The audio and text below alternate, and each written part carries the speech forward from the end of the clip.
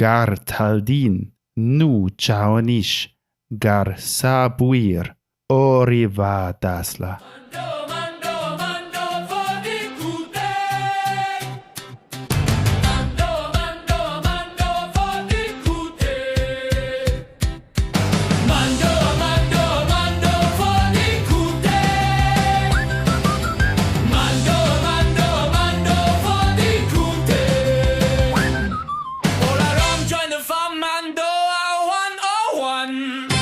Hi, Sukui. As you know, I'm Anubis, and I have been working with Mando'a for nearly 10 years now. I am a linguist by hobby, and I am one of the contributors behind the Mando'a expansion project, where you can find the latest and greatest dictionary on mandocreator.com. Joining me is your favorite Dikut, Velen, Olarom. And I'm stating, as always, that I'm not really a hobbyist linguist, but I really want to learn Mando'a, and Anu can teach us. Of course, we will link the dictionary in the description, as always, as well as all new vocabulary. So, before we get ahead of ourselves, we have reinforcements once again. Today, we are joined by our Vod from our costuming clan, and that's Kevin, aka Church Mando'a. Welcome to the show. Hello, and thanks for having me. Yeah, as Velen said, I'm Church Mando'a, or Church Mando, as you like it. And I am a member of the Jaigala clan in Germany from the Mandalorian mercs. And, well, I am a member since 2022, official member January 23. I started my first cosplay, Djarin cosplay, actually, in summer 22, and I finished it in September 2022. Impressive. And yeah, it has been a hell of a ride, I can tell you. And I documented the process on my Instagram channel over the few months, and I attended the first convention that has been Sci-Fi Days Spire. Nice. Spire for the first time. That's impressive. So for all you guys not aware of the significance of that, like if there's like an event in Germany that's a must-go for science fiction fans, it's basically Spire. It's hosted in a Technic museum where they have fighter jets, a U-boat, several like big aircrafts like an Antonov or a Boeing. So yeah, that's really the go-to there. So yeah, as he stated himself, he got it in Djarin, so he's fond of the character, and what better guest to have on the show for this character spotlight here. So now I already spoiled it. Episode is gonna be about Djarin, so who am I kidding? You've seen it from the title, so whatever. Of course. Yeah, we've talked about several of the big name Mandos in Star Wars lore, and the one that's probably the most popular these days, he's got to have a spotlight too. So yeah, spotlight might blind you shining off of that Beskar, but we got to do it. Shining bright like a diamond. yeah, for sure. So yeah, as always, I have to plug our Patreon here for a second. If you're enjoying the show and if you want to support what we're doing, you can become a Patreon. What do you get for that? You get access to our community Discord, to articles on the several episodes I write up, as well as some bonus episodes. So, after speaking about this, we of course had homework. Full transparency, we are recording this episode really like shortly after we released our last one. So don't worry, we will mention more of your homework next episode that we record. But for now, we don't have a lot of entries, of course. That's why I thought it would be fun for a change if we were to talk about who's our favorite bounty hunter. And I thought it would be more interesting if, for a change, we'd said non-Mandalorian bounty hunter. Mhm. So, let me just peruse Wikipedia or Wikipedia real quick, because I know which one that I want to talk about, but I don't remember what their name is. Please, Da-da-da. please don't go that route and search for a bounty hunter on Wikipedia. So while Anu is still looking it up, I already settled on mine. What's, to be honest, kind of unfair because I prepped the episode. So, so yeah, I think the one that immediately comes to mind for me, to be honest, is Cad Bane. Of course, yeah. Got all the cool gadgets, got the wits, got the one-liners, got that great hat, and the double blasters. What else you can ask for? And I mean, also, like, canonically, I think it's the only one that really could stand up to Boba. So, naturally, man got my respect. Yeah, there's actually, for those of you listening who haven't gone into the deep lore of Clone Wars, there's actually an unreleased, unfinished scene where they had planned to show a showdown between Cad Bane and Boba Fett.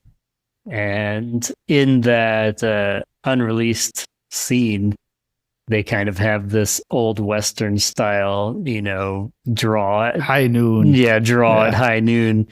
And they basically end up both shooting each other in the head. And because their blasters are both souped up as much as you can imagine, this is the explanation, supposedly, of the dent in Boba's helmet, how he got it. Cad Bane, of course, also took the headshot and lived, and is the explanation for why he has the metal plates on his hat. But since that was unreleased, it's not necessarily canon, but I do think it's a cool little tidbit. But it has been a great scene. Yeah. Yeah, if you haven't seen it, go check it out, because it's almost finished. It's clearly that it's not, up to the polish of Clone Wars, but there's enough there to enjoy it. See what's happening. Yeah, I think they showed that at Star Wars Celebration a few years ago, if I remember correctly. Yeah, maybe so. I think it was on a panel where Dave Filoni was interviewed, and then I think they showed it there. I could be wrong, but I remember seeing that be shown in front of a big audience. So, yeah, I don't can find anything about that, but whatever. Yeah, they don't tend to release a lot of that happens at Celebration. One of those things where you just had to be there, I guess. As you can say, what happens at Star Wars Celebration stays at Star Wars Celebration. Something like that, I guess. All right. Well, I'll go ahead and talk about my favorite bounty hunter, since I went ahead and found the one I was looking for. I'm actually kind of excited to see the upcoming movie, because my favorite non-Mandalorian bounty hunter will be in it. Of course, I'm talking about Imbo. Talking about cool hats. He's got a pretty cool hat. Yeah. always gives me the like feudal Japan samurai vibes. Yeah. And that's I don't know, there's just something cool about the guy. And he shows up a pretty good bit in Clone Wars.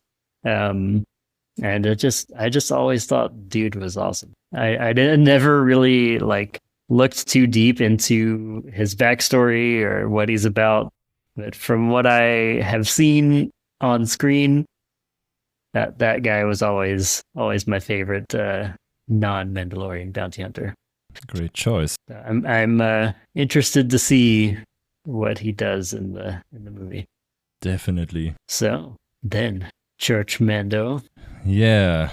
Well, Velen took my first attempt for of course for a non-Mandalorian bounty hunter. That would be the guy with the cool hat, Cad Bane. And would quote some of his biggest moments as the heist on the Jedi Temple or something like that. That's one of my favorite parts of the Clone Wars. It has been such a great scene or episodes, and it has been a genius plan and very well executed. But when I should take another non-Mandalorian bounty hunter, I would go much more back in the timeline to the Knights of the Old Republic era, and I would take someone with a not so cool hat, I would say, and that is Calo Nord.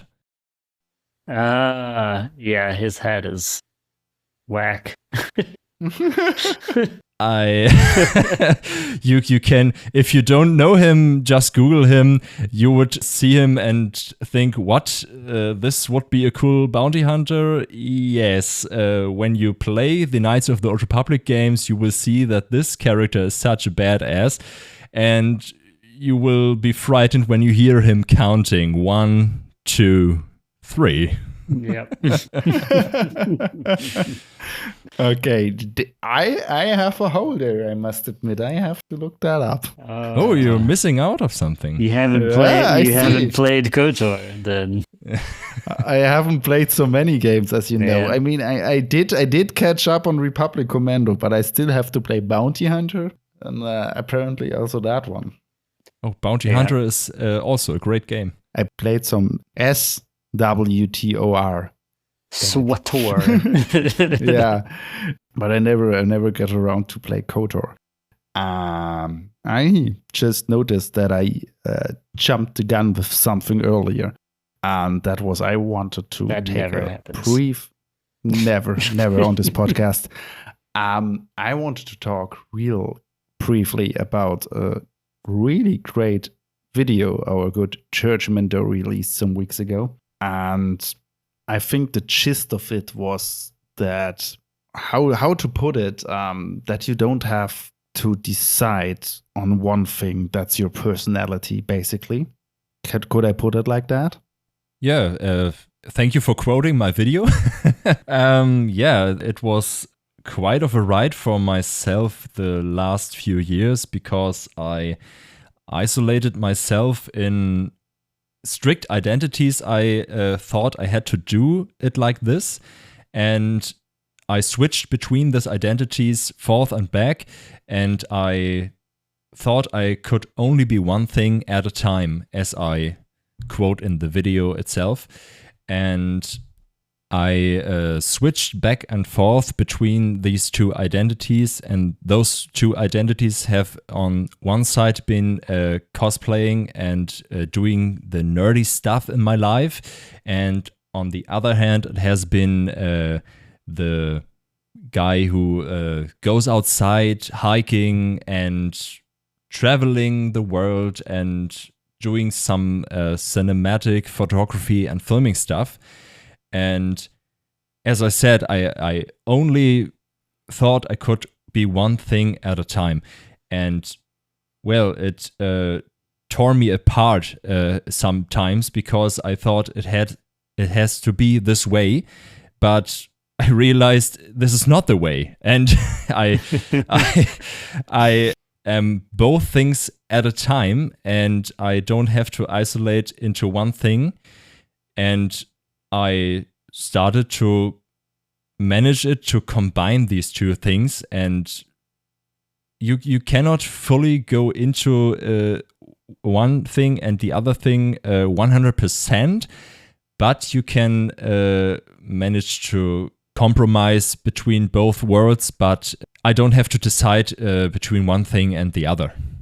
Yeah, I think that's that's something that probably a lot of people run up against, actually, because I have known many friends through my life that I call them closet geeks, because they are like very careful somehow not to let anybody know that they're like secretly into Star Wars or secretly into D&D and all these things. And it's like, man, just own it. Like if it's the thing that you like to do, then own it, and you don't need to be afraid of people finding out that you're into this thing. Yeah, it is what it is, and you don't have to sacrifice your professional integrity or whatever to be into this hobby. It's cool. It's cool. You don't have to change who you are.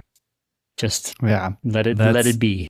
That's not the thing on my part, because I'm not afraid to show it to the world that I'm a nerd or something. I'm very proud of it, actually, and but it's more a problem for my inner self to combine these two worlds in a way that I'm actually happy with it. But as I said, I manage a way to get a coexistence for these two parts of my life, and I can live with it better right now. Yeah, awesome. Yeah, that's was kind of what I also wanted to say, because I can really relate to that in the sense of during COVID I would been pretty much non-active in like the whole cosplay and Mando hobby sphere, and I would go to the gym a lot, right? And it was super hard for me to focus on one of both too. Like, also was a process, so that I was like, okay, people on my cosplay account, for example, don't care about my gym endeavors and vice versa. And it really has been a progress for me to just realize, but that's like who I am, that's the things I enjoy, and whoever's not interested in it can go and shabii. So I think that just spoke to me. I'm gonna link the video for you in the description, and I just wanted to plug that, because what doesn't come across from just speaking about it, or what here is really also really, really good with capturing the things in video form. It's really high quality content there. So thank you so much. No problem. Enough yapping for now. we have to get to our intro sentence. Yeah, let's have a little bit of grammar discussion. So, if you would be so kind to run it by us one more time. Of course. Gar taldin nu jaon'yc, gar sa buir, ori'wadaasla. So, we have a lovely example here of some of KT's genius maneuvering with the language, and a little taste of what we on the Mando'a expansion project have had to wrestle with over these years. Let's just dive into this and you'll see what I mean. So the first part of this phrase, gar taldin nu jaon'yc.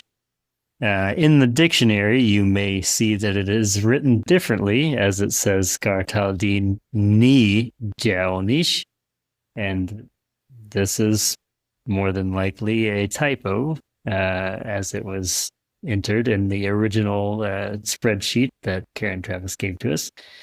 Thanks, KT. So, since we're not talking about ourselves here, makes no sense to have me in the sentence. So it's most likely that she meant nu or ne, if you want to get closer to me there. Gar taldin nu jaon'yc. Your bloodline is not important. Or as the translation says, nobody cares who your parents were. In the second part of the sentence, gar sa buir, ori'wadaasla. This literally says, you as a parent, very valuable.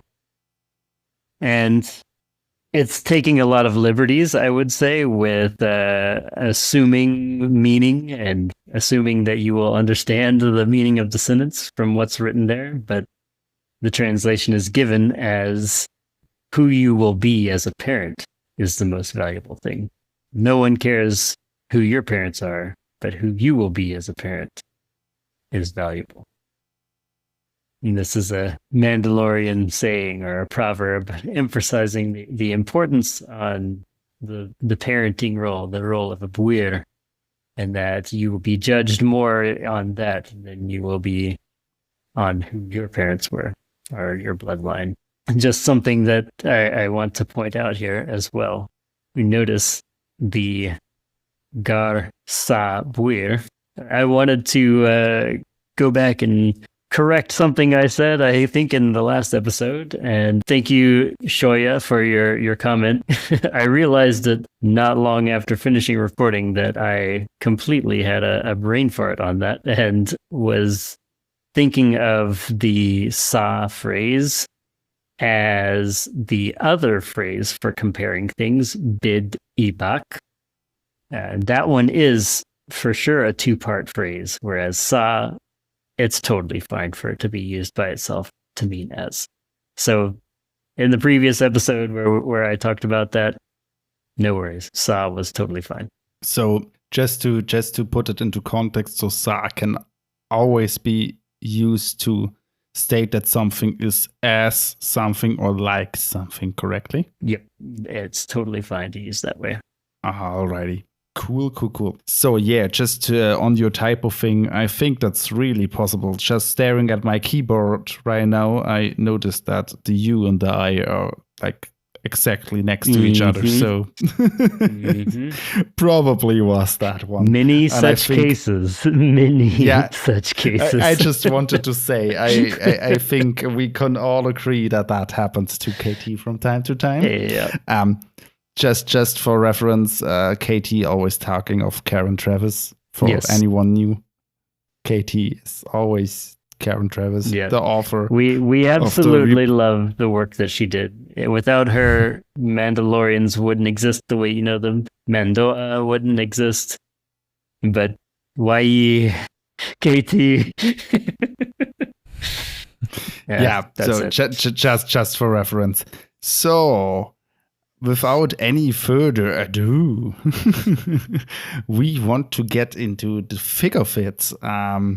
As we already stated, we talk about Din Djarin now, the Mandalorian, the shiniest boy of them all.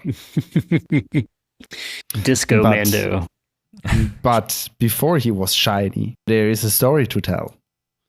And I researched, and unfortunately, we don't have tons about his upbringing and what happened before the events of the series, but we have some interesting bits. For example, we can see in the series that he is rescued by some Death Watch member when the Separatists attack his homeworld, and he almost gets blasted by this super battle droid. This world is supposed to be Aquantina, and Din himself should be born around 19 BBY. We don't have an exact number, but that would make him like 30 at the events of the series, if I something around count there, correctly. Yeah. So that's something we at least get to know. And he is supposed to be adopted by this Death Watch member then and be trained in the fighting course. And there is some like really brief excursus I want to do on that, because it has been a long time that we have been talking about the significance of adoption in Mandalorian culture. And this is actually a great example of that. I think I also mentioned that scene in the article I wrote up for our episode 3 on Patreon. But that is like the almost, so to say, stereotypical image you would have of a Mando'a adopting like a war orphan, you could say, right, Anu? Yep, that would be that exact scenario. A Mandalorian coming across a war orphan and deciding You're Mandalorian now, buddy. You are adopted. Resistance is futile. Yeah, exactly. So the really like interesting and also I think kind of sweet adoption vow is ni kyr'tail gai zaat, which means I know your name as my child. And the ceremony itself is also somewhat poetic. It is called Gai Bal Manda. It literally means name and soul. Mm-hmm. Which you may remember as we talked about the concept of Manda, not having a soul. This would be essentially the idea is when you become Mandalorian is when you gain your soul. Right. So the Manda is also the overarching like religious concept, right? So one could actually argue, now that I think about it, it's kind of like the Force. In a manner of speaking, from a certain point of view, you could say like in a metaphor, like you're one with the Manda. That's why I just has a similar kind of significance, I would say. Same connotation, right? What I just wanted to add, there's also a word for to adopt or give a soul to someone. There we have it again. That's kyr'manir. I think that's also like, so some things are so poetic and some things are so planned in Mando'a. It's so funny to me.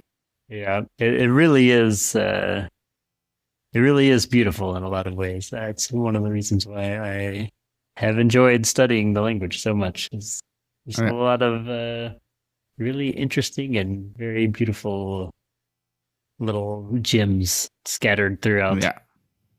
For sure. So now, my question for our good church, Mando'a. Did you know about this? Or is that something that's not as commonly known as I would think? That's something I'm interested in. Well, I didn't think about that much.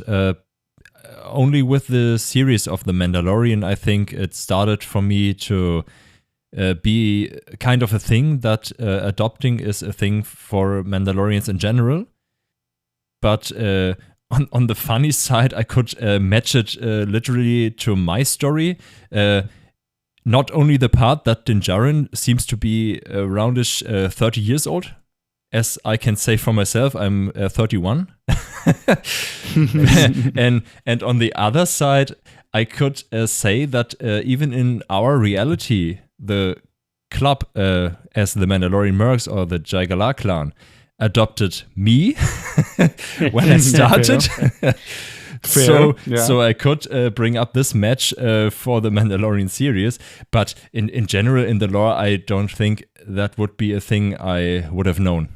Yeah, it's just interesting because I didn't eat that much either, and when I started to dive deeper into that with the podcast and everything, it occurred to me that was something that was like planted almost 20 years ago, like in the hardcore expanded universe lore, and that's just something they seem to have picked up on with the series. So that's also like on a pure like expanded universe and lore point of view, something that they really did well. You have to give them credit for that. Oh yeah, they agreed. Kept a lot of things out there, but that one, that's really great. The one thing that I would mention here that is maybe not my favorite is the introduction of the concept of a foundling, which, yeah, I get it in some ways because you probably would need a way to talk about this realistically in a language. But Mando'a currently doesn't actually have a word for a foundling because culturally, for Mandalorians, an adopted child is just a child. Whether they were biologically born to a Mandalorian or not doesn't culturally matter.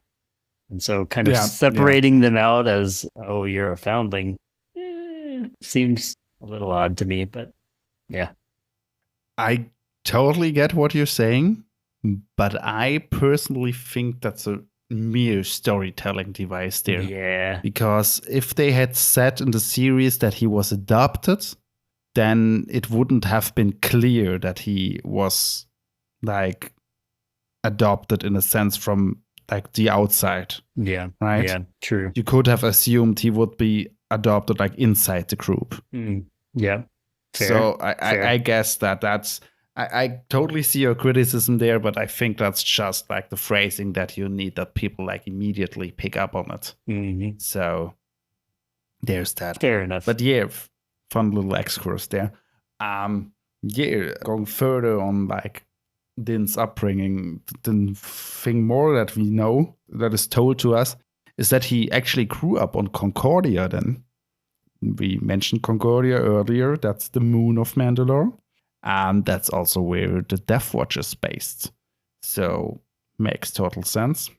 Unfortunately, the only other detail we are given is that he is trained there in they call it fighting course, but that does tell us nothing more than No that's detail kind of, yeah, like I assume that's something like Mando basic training. I don't freaking know. And unfortunately, it's also not really specified terribly well at which point he got to be a member of the Children of the Watch then. Right. Yeah. It's just like kind of wishy-washy in there. Like, yeah, something around that time or it's just stated that somewhere around the time of the Big Purge, something we also don't know terribly much about, is the time when he joins the Children of the Watch or already is part of that group. Something also to note there real quick, because some people are not sure about this and haven't. I've seen this in several conversations that some people doubt this somehow, but this is for sure confirmation that the Children of the Watch are a subsection of Death Watch, for sure. Like, they came from Death Watch, because we saw for sure that there was the Death Watch that rescued him, and then later he's part of the Children of the Watch, so they were there in the Death Watch. Yeah, I think probably, as you said, like a sub-faction, basically, and I would personally, we don't have any confirmation for this, but I would assume that the Death Watch like got destroyed or like kind of got snuffed out during the Purge, the Night of the Thousand Tears. Yeah. And so probably only that splinter group survived.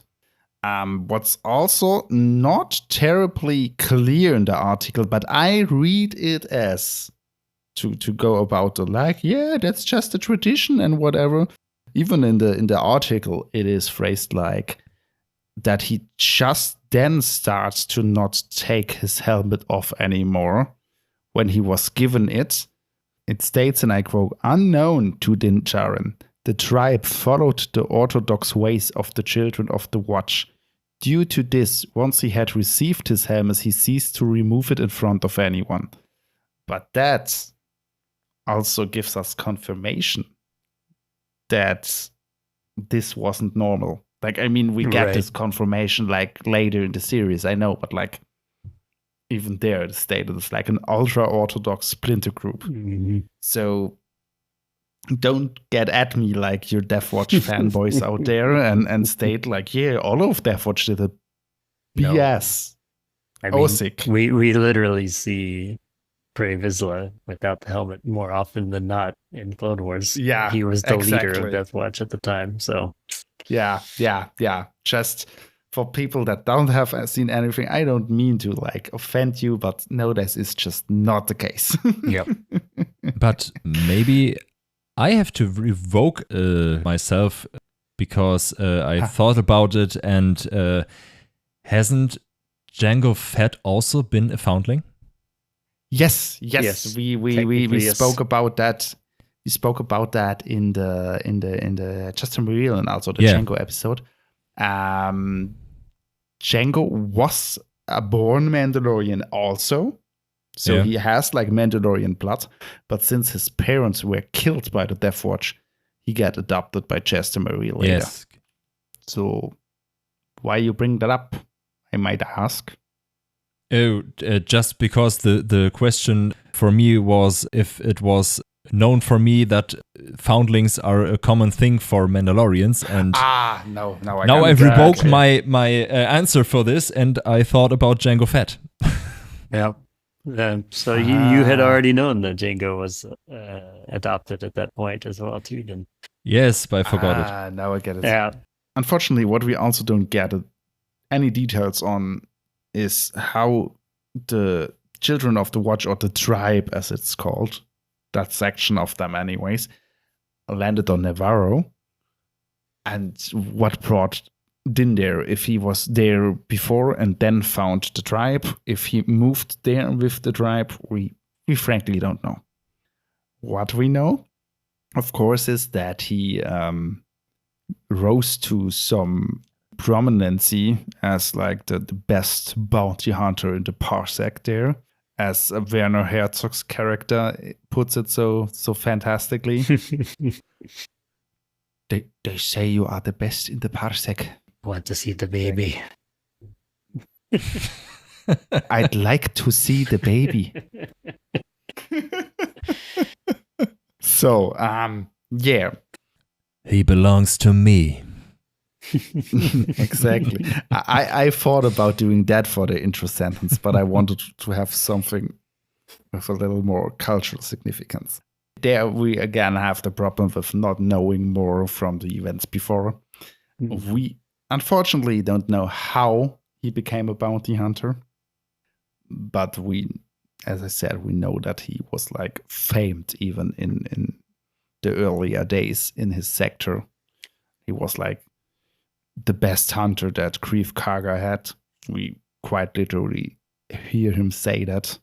And wasn't there also in those earlier episodes where they said something about only sending one of them out at a time from that Mandalorian covert, and they would send him out because he was able to bring home the bacon, right? He was the bounty hunter that was keeping them all fed. I don't think so, to be honest. I might remember wrong, but I think the quote was just that they would only go up there one at a time. But if I remember correctly, the quote from like the armory, the foundry scene is only that they only can be seen one at a time. I think that's the point, that they can't wander around in groups up there. Gotcha. Yeah, that makes sense. But you just brought up something different for me while I was trying to confirm that. Also a concept we can talk about with Din that's kind of affiliated with the whole adoption thing is Cin Vhetin. Cin Vhetin, yeah. We haven't talked about that just a whole lot here, I don't think. Not at all, I think. So Yeah, that's maybe. why I was like, that's a great moment to bring that up. Yeah. So yeah, Cin Vhetin is a concept in Mandalorian culture, and it literally translates to white field, and it has the same sort of connotation as, tabula rasa, a clean slate, essentially. Mm-hmm. Where it goes back to our intro quote there. No one cares about who your parents are. Well, once you become a Mandalorian, your past is wiped away and you are judged by your actions. Cin Vhetin, you're given a clean slate, and you will be known by your actions as a Mandalorian, not what you did before then. The way I just got reminded of that is that it states in the article that he kept his past secrets. Mm-hmm. So, and his name apparently also, at least to the outside world. So that also, yeah, it's basically a reset. You're adapted from now on. It only counts what actions you take. Like, as we also stated several times, like Mandalorians value actions over words. There is a small plot hole that I would like to point out here in the Mandalorian series. What? With regard to a plot hole? So Plot holes in Star Wars? never. That's impossible. That's not true. That's impossible. Yeah. That's what I wanted to refer to. Oh god. So, anyways, there's a whole big major plot point in the Mandalorian series where Moff Gideon calls out Din Djarin by name, and he's like, "Oh, I haven't heard my name spoken since I was a child." And it's like, okay, so this whole time you were growing up in the covert, no one called you by your name, I guess. But then after that, it's almost every single scene with the armor where she's just calling everybody by name, no problem. Just 100% of the time using his name directly every time she talks to him. Like, wow, so I guess she got the memo. News travels fast. Moff Gideon outed this guy's name, and now she's like, haha, sucker, I know it now. I'm going to use it. I guess. Yeah, but that's a good point. Yeah, I never thought of that. That's, yeah, you're absolutely right. That was something I think it was actually Shoya that pointed out to me in a chat a few weeks ago. Like, oh, wow, I never even thought about that, but yeah, totally right. Yeah. Fun. Yeah, I mean, that's also kind of our next point, right? We don't need to do a whole rehash of the series. You will have all seen it. But kind of the next point in his character arc I want to come to is, of course, the job with the child. He doesn't kill it, as we all know. He brings it back, yada yada. He grows a conscience, and kind of how I phrase that in the timeline is challenging beliefs, right? Mm-hmm. If first time in his life he seems to reevaluate things like, is it cool what I'm doing here?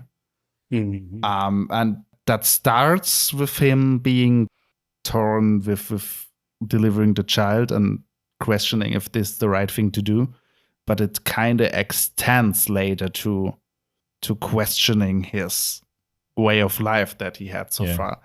He's not quite there where he wants to leave that all behind, but I think we have several scenes where that's the main focus.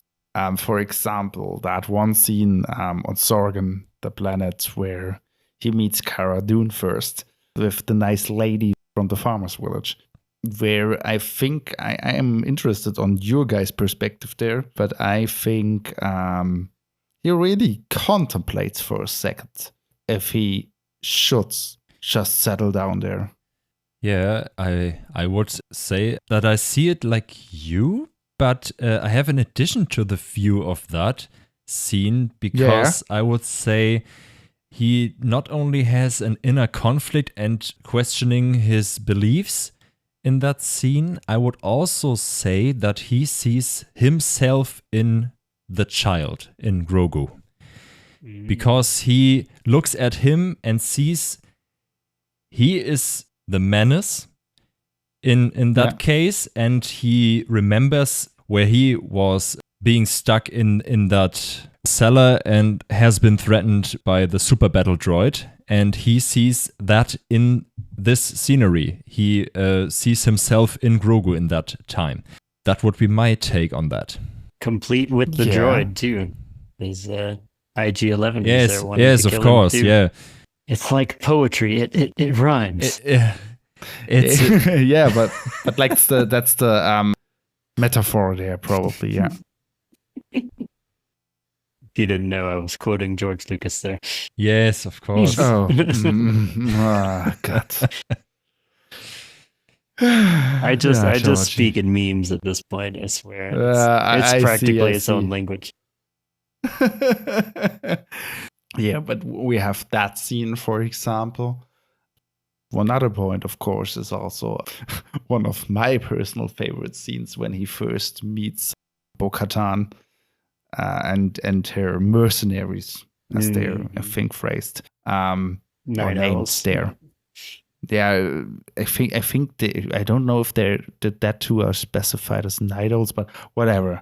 Bo-Katan and her entourage, basically, where he goes like, "Oh, you took your helmet off. You're not real Mandalorians." And she goes like, "Where did you get that armor?" Yeah, exactly. "Oh, he's one of them." Yes. So that brings up the point for me. If the children of the Watch are basically like the Jehovah's Witnesses of the Mandalorians. Yeah. Oh no, not that guy's ringing again. Did you take your helmet off? You have a moment to speak about our Lord and Savior Mandalore. Yeah. Great. Love it. So yeah, what else scenes we have where his like beliefs are challenged? Well, of course. The most important one is the one in the Imperial facility, right? Yeah, sure. The time he takes his helmet off the first time. Yeah. See, I would absolutely have forgotten about that one. Good that you bring it up. That's a major one, of course. Also, gotta state, also one of the like peak scenes in the show. Like, dude, what's the actor's name again? Bill Burr. Bill Burr. Yeah, exactly, Bill Burr. Just that exchange of Bill Burr with that Imperial officer where he blasts him at the end. It's masterfully done. That's really, yeah. And we get a seismic charge in that one. I mean, chef's kiss. Chef's kiss. That's exactly that. Feels good, man. So feels good, man. What else we got? I would have put in there IG-11, of course. Yeah. IG-11, interesting one, because I don't remember exactly if it's in canon. Is listed anywhere exactly how many of the IG assassin droids were made. Of course, the most famous one being IG-88, which I was kind of hoping the IG-11 would be IG-88, just because IG-88 is awesome. But IG-11, but still the same model of droid as IG-88, and yeah, something I actually wanted to mention when we were talking about the helmet rule. The actual rule as it's listed according to Wikipedia, at least, and I think they mentioned this in the show, is that he's not allowed to take his helmet off in front of any other living being. And that's right. We actually get to see a little bit of subtle character growth in that one little detail, because he starts out, of course, no droids, doesn't like droids at all, really hates them, in fact, for obvious reasons, considering his childhood trauma that we get to see in his PTSD flashbacks. But when IG-11 tries to remove his helmet to give him some medical attention, he stops him and threatens to kill him, which means he considers IG-11 a living being, despite the fact that he's a droid. So, a little bit of interesting character development in that moment. That's a good point, yeah. I was like referring to like the whole IG-11 arc with him learning to accept droids. Right, yeah. And we also can like see that later, of course, with when he comes back to the hangar on Tatooine in Mos Eisley and tells Peli that she can use droids now after she sent them off. Mm-hmm. And she's like, yeah, can you finally decide on something here? I think the biggest progression he made, so Din Djarin made in the whole series was the time in season 2. Because literally at the end, he shows in the last episode where he takes off his helmet in front of Grogu. That is something I also can relate very much to. And I even quoted this kinda in my video I made. Din Djarin eventually showed his face, but only to those he truly trusted. Perhaps the strict rule he believed in was just a misguided path, a cage rather than a shield. And that's a thing I think about all the time, that he made so much progression in season 2 to realize that the path he was leading to wasn't right. But then you get into season 3 and he is going all back away again. Yeah, God. yeah. That's a common criticism. Harchak, damn it, yeah. And Bo-Katan thinks, oh my gosh, he's doing it again. Yeah. He was on the right path. Yeah, right. Yeah, but I think that really like beautifully made, like ori'wadaasla, very beautiful. Ori'wadaasla. And yeah, that's I think that's some interesting character arc there where definitely on like the second thought you really can interpret a lot into that. I really love that you brought that up because, as I quoted or as I stated earlier, we're not here to just rehash the plot of the things. Others already did that. That's nothing new. I think it's really something to be a little bit philosophic about it and see what we can take away from it. Also, something I just wanted to shine a light on real quick. I knew you mentioned it earlier. It's also the PTSD thing that I really loved when watching the show the first time, because I'm, as you both know, I don't think I mentioned it to the audience yet. I'm an ex-soldier. I personally never had to go on a tour, so I never have seen combat, but alone like the reality of it's being possible to be sent out made me think about it a lot. And I have met people that had PTSD, and I think it's just a topic that's really not talked about in society because it's also not necessarily linked to combat and military service. It can be triggered by other things.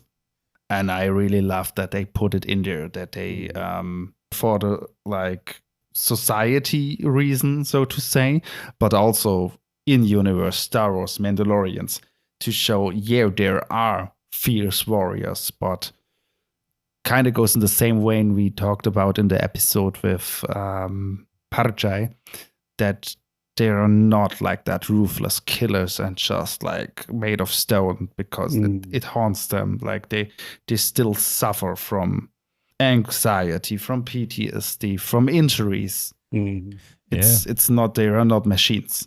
Still humans. Those are real world problems, and it's a good way to carry that topic in kind of a way through the series to us. Absolutely. And absolutely. From what I've heard from talking with some people that do experience PTSD flashbacks and that sort of thing, mentioned that it was actually really well done with how they did it in the show, because I mean, there's the hammering and the fire of the forge, I guess, but really there isn't anything particularly triggering in the area whenever he's having these flashbacks.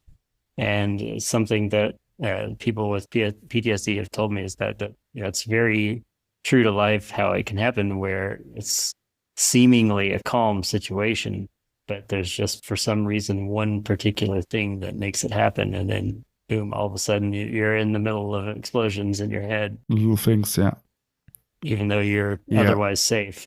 I also love how it is a metaphor there again for that he has that flashback while she's working on his armor, kind of the direction what you said, Kevin. Like it's kind of a metaphor for while he gets his shell, like his armor improved and harder and more well crafted, he's still like vulnerable inside. Yes. You can build a shield around it, but the inner self is still vulnerable. Yeah. So that's see? You can't build walls around it. Yeah. So, but to cheer the topic a little up again, I just remembered one like hella meme that I seen regarding Din and the Armorer. Like, she's like, "Oh, you're friends with our mortal enemies, the Jedi? No problem." Then 5 seconds later, what? You took your helmet off? I'm afraid I can't be friends with you anymore. I think I have to include that in the show notes. That one's hilarious.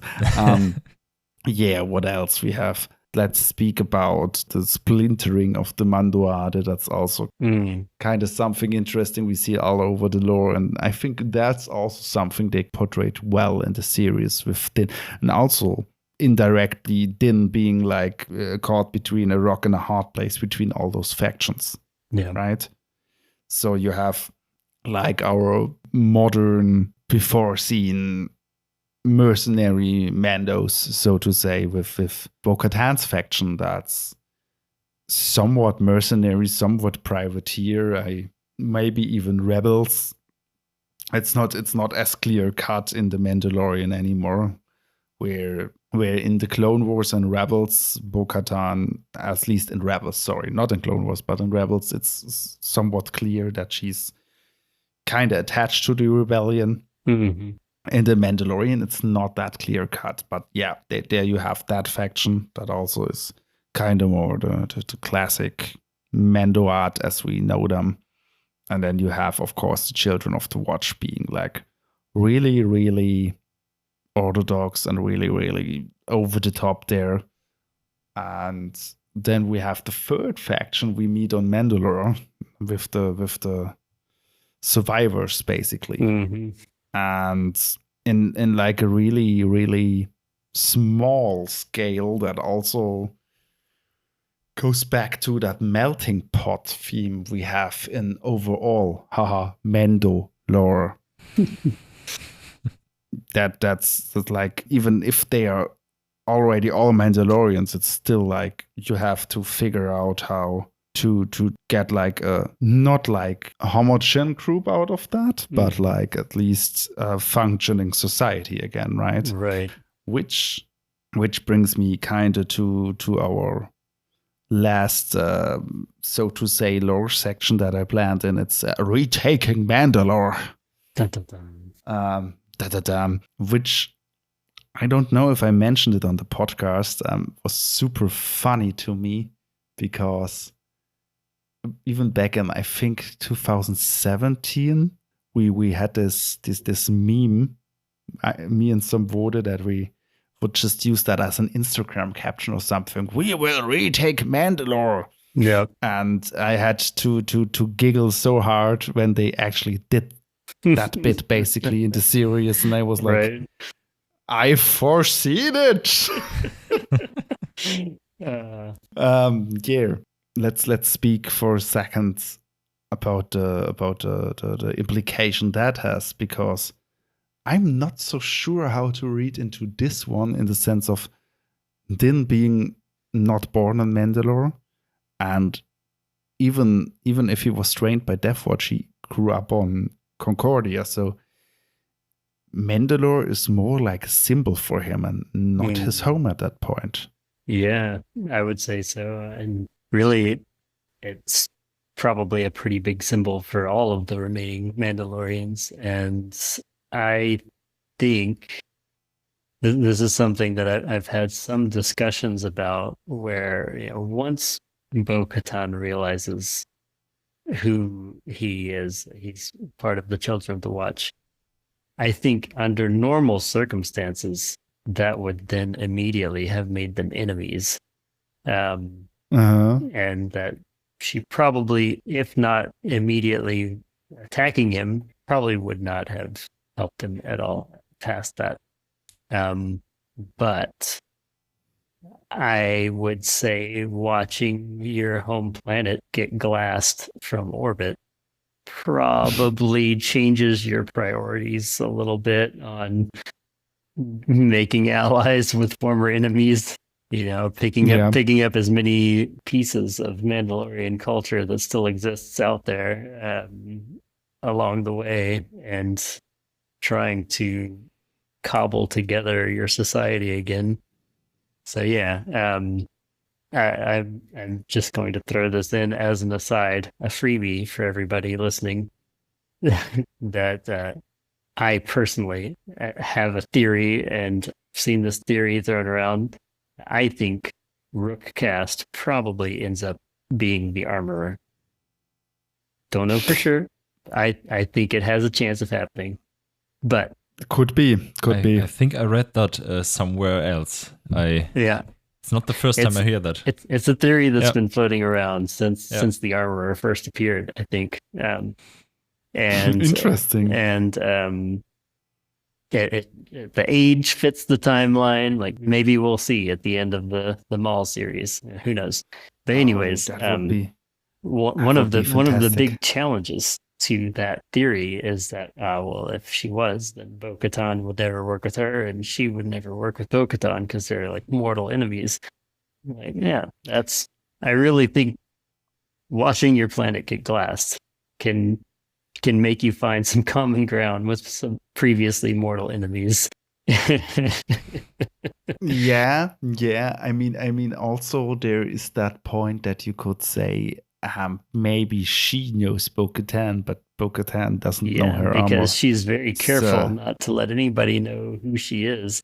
And maybe, just maybe, that's the origin of the helmet rule, because she doesn't want anyone to recognize her. Dun, dun, dun. Oh, that's actually some good theory crafting there. What I like it. So she indoctrinates it for herself. Yeah. The whole thing. She's like, no, I can take my helmet off, so joke's on you. You're also not having that. Yeah, I could see that. I mean, it's a little of a stretch. Yeah. It would be really funny if it was kind of like a lie that just spun out of control, because she never takes her helmet off, and then eventually people are like, dude, Vod, why don't you take your helmet off? It's like, I'm following the ancient way of Mandalore. This is the way. And then it just gets worse from there. Or you just the ancient way of Mandalore? Tell me about it. I want to know. I actually have one point that doesn't quite fit there, dude. Oh no. Yeah. I'm just thinking about the timeline. Yeah, it's the timeline of when the Children of the Watch had to exist. Yeah. And already have the helmet rule. Yeah. That's the only thing that doesn't quite match. Yeah, but I mean that would have never stopped Star Wars with doing things. So, a day without a retcon is a bad day. I mean, it's just occurred to me. But let's real quick circle back to the whole retaking Mandalore thing. The one thing that I always found quite ironic is that Din, as the one, I think the only one also of the like group that's going back there. I mean, we don't know for sure, of course, but like of the main characters, I think Din is the only one that never has been to Mandalore before. Yeah, and he all of the world is the one that goes there to scout, that has to tell the others, hey, what you thought is wrong. We can go there. We can inhabit it again. Mm-hmm. And now that I think about it, I also could read a symbolism into there, because it kind of goes in the direction of, just because you have been told times and times again that something is like this and that, it doesn't have to be true necessarily. Good take on that. Yeah. Schrodinger's planet. It's both possible to land there and not, depending on, you don't know until you observe it. Yeah. And I mean, I also could imagine that that's something that probably also got like put out by the ISB there. Oh yeah, 100%. Because that's like a staple in the history of the galaxy. You can't have Mandalorians unite, because if they do, you're in for a run. Like, I mean, for real. I just while we talked about that, it already like pinged up in my head earlier. Actually, Mandalore might be a like yeah, Mandalore might be inspired by us Germans, to be honest. Rise and fall, yeah. trying to conquer the world, get clapped again, and rise again. I mean, martial traditions. It does faction splintering. A A lot of diaspora all over the world that is tried to be funneled in again during the pre-war time. You know. Not too far of a stretch. I mean, George Lucas did a lot of the writing leading up to the Mandalorian plot lines that happened in Clone Wars, even though he wasn't directly responsible for all the Mandalorian stuff. And he was, of course, extremely inspired by World War I, World War II history and movies. So, yeah, I could see it. And Mandalore just stands for symbolism and patriotism. Even when you haven't been there, you feel aligned to this whole thing as something bigger as you are, and this is the planet. And maybe that's the mysterious thing about this whole planet thing, even if someone like Djarin has never been to it. Yeah, I guess so. The only thing we didn't really talk about is him getting his signet for defeating the Mudhorn. I always thought that was kind of an odd choice of how they took that direction of the story. I mean, it was cool, no doubt, but there's something that's really interesting, maybe worth mentioning about the Children of the Watch in general, is that, and at least this is how they portrayed it, is that it seems like the Children of the Watch themselves are not an elite. They call themselves a tribe, and they have a covert where they're all together. But when the armorer says that, when he adopts Grogu officially as a Mandalorian, she says that they're now a clan of two. So that they're not part of one larger clan with the rest of the Children of the Watch. They're their own little clan. Yeah, that really seems a little bit odd, yeah. Yeah, that stuck out as pretty odd to me, because I would have assumed that they would all consider themselves. Yeah, so are they now only a clan of two, as you say, or are they a clan in the clan? Right. A sub-clan? How does that work? I would read it, and that would make sense with the scene where we see them, like the coming of age ceremony, where the kiddo of the Paz Whistler gets his helmet. Yeah, we see several banners also with clan insignia, right? So I would say that's more like an. So let me put it differently, like, if you have a village, you're not necessarily a clan, you know? Right, yeah. And it's kind of more in the sense of, as you said, the covert, that they're just like a... Yeah, so it's basically a community of multiple families, multiple elite.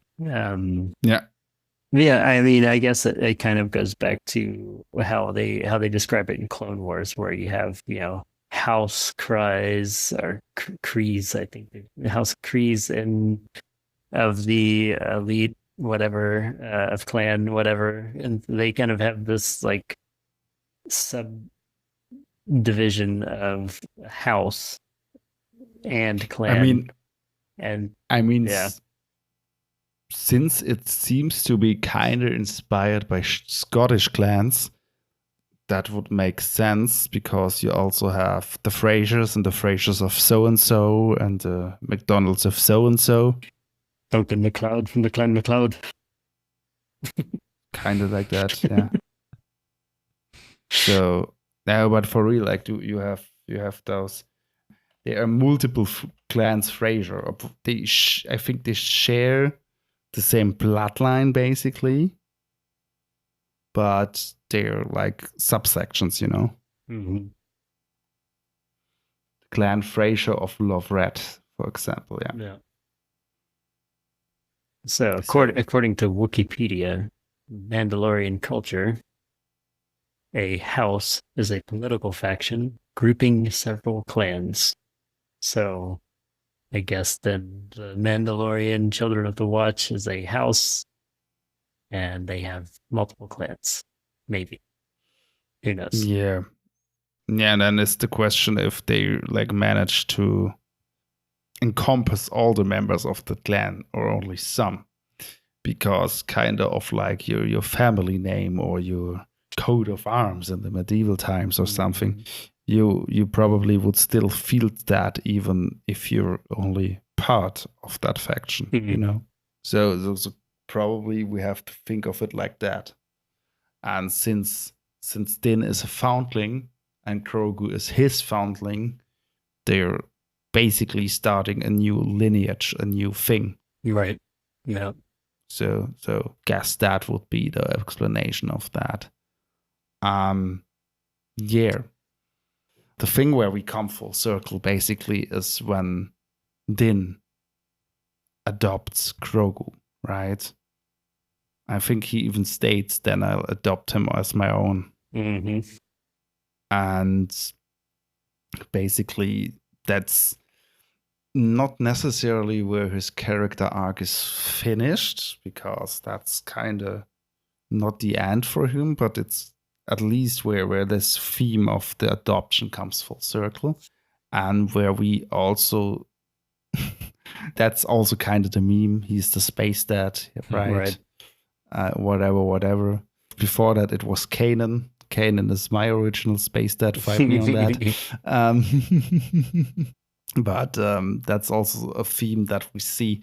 And I think in the context of him like caring for Grogu and also trying to teach Grogu stuff, we get the best like quotes, so to say, the best phrases. For example, the good old "one does not speak unless one knows." Yep. Gotta say, So my favorite part of the Children of the Watch creed for sure. Yeah, that's. I mean, I can see that being like a genuine Mandalorian thing. Yeah. Always remembers me to the quote from episode 1. The ability to speak does not make you intelligent. Right. Love that. Yeah. You are ein big doo-doo. Gosh, yeah. I always like, if you want to trigger people, just build a Gungan Mando. You know, you say that. I've seen some concept art for a Gungando. Yeah, Gungando. It actually looked pretty sick. I'm not gonna lie. I was impressed. It would be fun. It would be fun. That's for sure. Yeah. So we tried to translate that at one point, and what Anu came up with was Kaish meg nu kyr'tail nu chorahi. He who does not know does not speak. So I found that was quite funny. So yeah, without further ado, let's get to the outlook for the movie. There are some things that we can at least infer from the trailer, right? Mm-hmm. So Anu and I have spoken about this. I'm interested in Kevin's input here. We have theorized about when it would be set. So since the Razor Crest is there and also like the Anbin Pulse Rifle, I would assume it is set somewhere between seasons 2 and 3, I guess. Do you When think does he so? lose? When does he lose the Razor Crest? Well, season 2, right? I think so, right? it's in season 2 when he met Boba Fett, Yeah. and then Yeah, the right, Razor Crest right, has right, right. blown up. But I think because it's a different painting on the Razor Crest, I definitely think it's after season 3. Are you sure that it's a different painting? Yes. Yeah, it is for sure. Because I think I saw it also on other art that you just don't see it most of the time because it's reflective. But on the top, it's pretty much bright yellow now. And in this series, it has some yellow elements, but not that... Okay, that could be. That Yeah. could be. I did not look that far. And yeah, but like the thing is, with he got the rifle back and the Razor Crest. and he is connected with Zeb Aurelius, and that's also a thing that is very much later in the series, season 3, I guess. It could be that they're trying to bamboozle us with showing shots of the rifle and the Razor Crest that are technically flashbacks in the movie, and Who knows? Who knows? I don't know. Maybe. But I'm. it is a bit weird to me, and it feels a little bit, I don't know, it feels cheap to me if it's just like, oh, I lost all the stuff, had to give up Grogu, blew up the Razor Crest, my rifle is gone with it, and then they're just like, psych, and he gets it all back, no problem. It just a little bit later, like, he has a full set of Beskar armor. When someone has the money for it, then he. Yeah, he's not selling it off. So. I read an interview from Jon Favreau that he mentioned that they wanted to give a low-level entry with this movie for the audience that didn't watch the series, could even watch the movie, and but that's the thing. I think you have literally to watch the series to understand who are Din Djarin and Grogu and why are they connected and what they're up to. And I don't think that any kind of story would work out that you can give such a low-level entry they want to commit to, because there happens so much stuff in the series that it's not possible, I think, to give it that kind of entry. Yeah. That kind of diminishes my hopes for the storyline. We'll see. We'll see where it goes. It could be super cool. It could be super messed up. It's just like a coin flip for me. There's no middle path. I think that's the way it is. Yeah. The way it has been with Star Wars. I would say it's either like the most peak thing you can ever imagine, or it's just utter trash. There's so few things in Star Wars that are this kind of middle ground. Yeah, I mean, I'm hyped to, as you already said, see Envo. Yep. I'm hyped to see Zeb. Mm-hmm. But can't say more about it as of now. I'm hyped to see the Hutts. Yeah, sure. Yeah. That's also a thing. Yeah, Hutun. The first non-Hutun Hutt should be interesting. Yeah. First Hutt that fights himself. So that could be interesting. So yeah. Before we drag that one out for hours, let's get to our word of the week.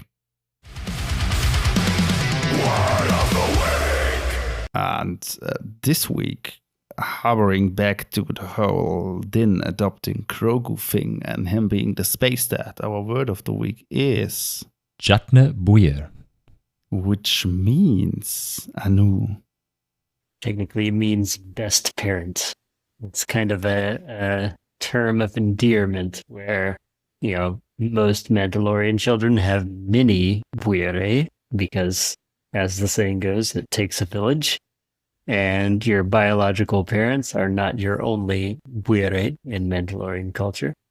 And we even see this with Grogu a bit, where he has, IG-11, he's got Pelimoto, and he's got Din, and maybe some others that probably he would consider as buir.